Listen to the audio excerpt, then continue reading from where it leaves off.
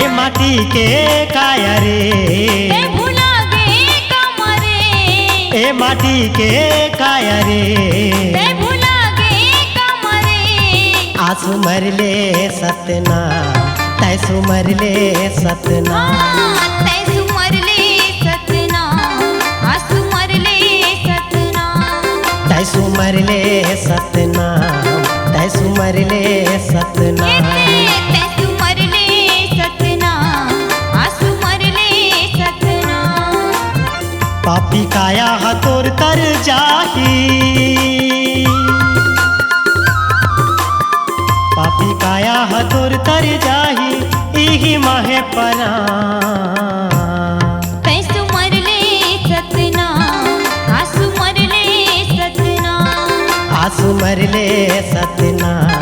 तैसू मरले सतना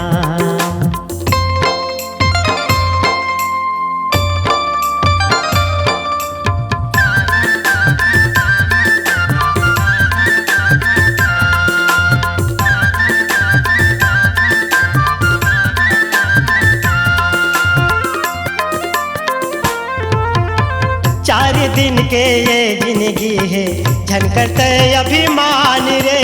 गुरु शरण में जाके समाजा सत्य के भगवान है गुरु शरण में जाके समाजा सत्य के भगवान है नैये हितवाए दुनिया में नैये कोनो माया रे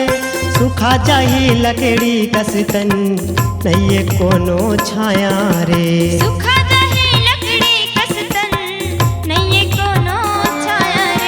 सुंदर सुवारत मन हर लेकी सुंदर सुवारत मन हर लेही ले ले रे गुरु नाम तैसू मरले सतना आंसू मरले सतना आंसू मरले सतना तैसू मरले सतना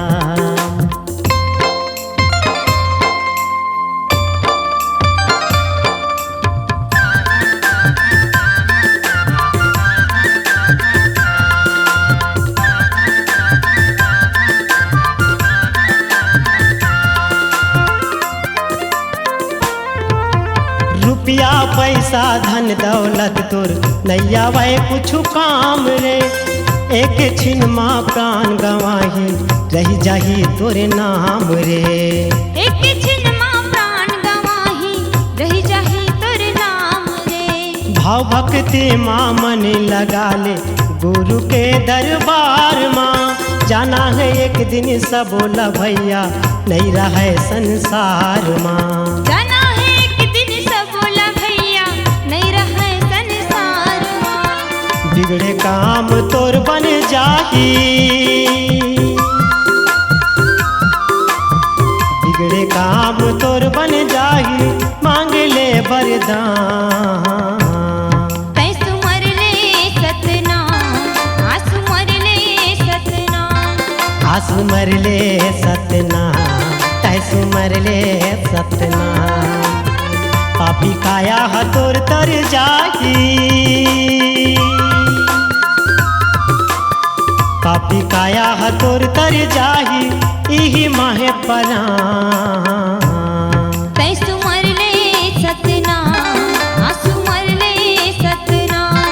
तैसू मरले सतना आंसू मरले सतना आंसू मरले सतना आंसू मरले सतना तैसू मरले सतना आंसू मरले सतना तैसू मरले सतना आंसू मरले सतना तैसू मरले सतना आंसू मरले सतना।